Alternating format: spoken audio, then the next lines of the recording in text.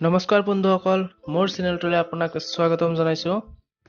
আহিছো নেক্সট কুৱেশ্যনটোৰ ফালে। কুৱেশ্যন নম্বৰ 4 1.2 এক্সাৰচাইজৰ ক্লাছ 10th 4 নম্বৰ কুৱেশ্যনটো কি দিছে যেন দিয়া আছে গসাউ 306 আৰু 657, মানে 306 আৰু 657ৰ গসাউ 9, লসাগু উলিওৱা। মানে আমাৰ দুটা সংখ্যা দিছে, সেই দুটা সংখ্যাৰ গসাউটো দিয়া আছে, আমাৰ লসাগুটো উলিয়াব লাগে।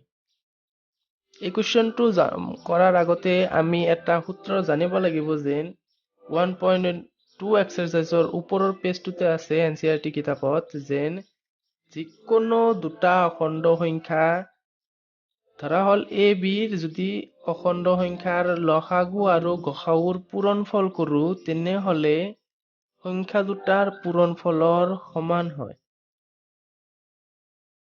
হয়তো বুজাত অলপ অসুবিধা হৈছে, মই ধুনীয়াকে বুজাই দি আছো।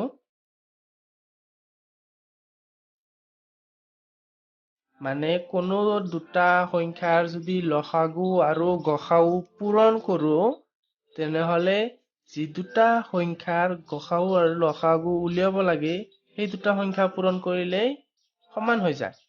সাপোজ মই এটা এক্সাম্পল দি দিছো যেন 2 আৰু 6, এই দুটা সংখ্যাৰ আমাৰ লসাগু আৰু গসাউ উলিয়াব লাগে।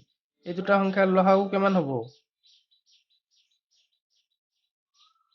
লসাগু নিশ্চয় 6 আৰু গসাউ কিমান? 2। এতিয়া লসাগু আৰু গসাউ আমাৰ উলিওৱা হৈ গল। এতিয়া লসাগু পূৰণ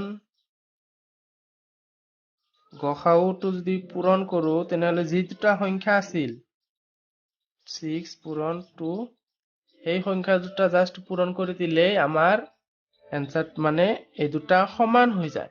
লসাগু আৰু গসাউ যদি পূৰণ কৰি দিও আৰু সংখ্যা দুটা যদি পূৰণ কৰি দিও, সমান হৈ যাব। লসাগু আৰু গসাগু কিমান আছিল? 6 2, মানে কি 6 2 গুণ 12 সমান চিন ইফালেও 12। এনসারটো ইয়াতে আছে। এতিয়া মেইন কুৱেশ্যনটো হল যেন আমাৰ সংখ্যা দুটাৰ লসাগু গসাউটো দিয়া আছে, লসাগুটো উলিয়াব লাগে।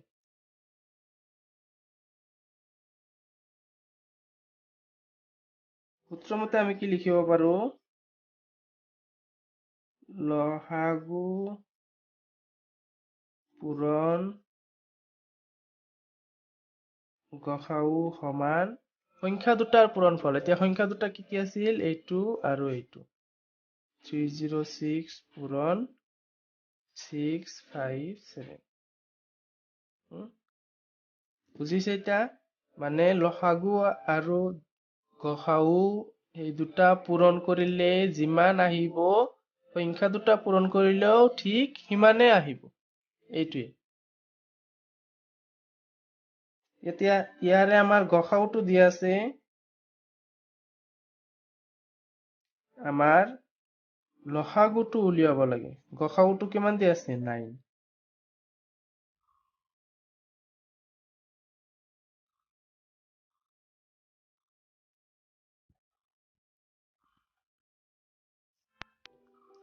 এতিয়া কোনো এটা সংখ্যা যদি ইয়াতে লসাগুৰ লগত 9টো পূৰণ আছে, যদি এই সংখ্যাটো আমি সমান চিহ্নৰ সেই চাইডে লৈ যাও, তেনেহলে আমাৰ ইফালে যদি হৰণ আছে সেইফালে ইফালে যদি পূৰণ আছে সেইফালে লৈ গলে হৰণ হব। এইবিলাকতো নিশ্চয় গম পায় আপোনালোকে। 9টো তলত আহি যাব। এই লাইনটো বুজি পাইছে?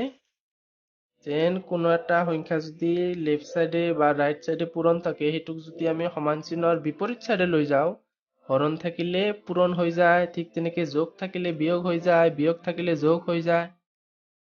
ইফালে যদি হৰণ থাকে, সেইটো যদি সেইফালে লৈ যাও, পূৰণ হৈ যায়।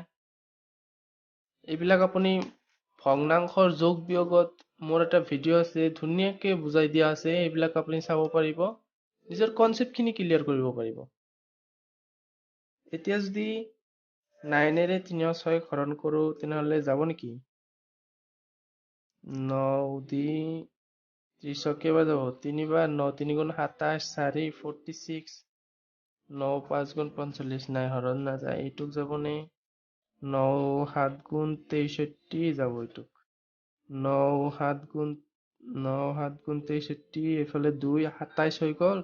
9 দি 27ক 3 বাৰ, মানে 306 ৰ লগত 73 পূৰণ কৰিব লাগে। যিমান আহিব এনসাৰ সেইটোৱে হৈছে আমাৰ লসাগু।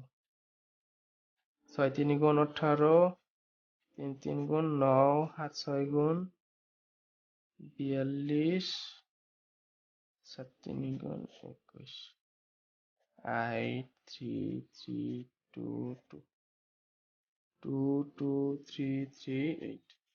মানে এই দুটা সংখ্যাৰ আমি লসাগু কিমান পালো? 2 2 3 3 8। একদম ইজি হয়। আপুনি অলপ প্ৰেক্টিচ কৰক, লসাগু গসাগু এইখিনি বস্তু ভালকে বুজি লওক, একদম সহজ লাগিব। সো থেংক ইউ ভিডিঅ'টো চোৱাৰ বাবে।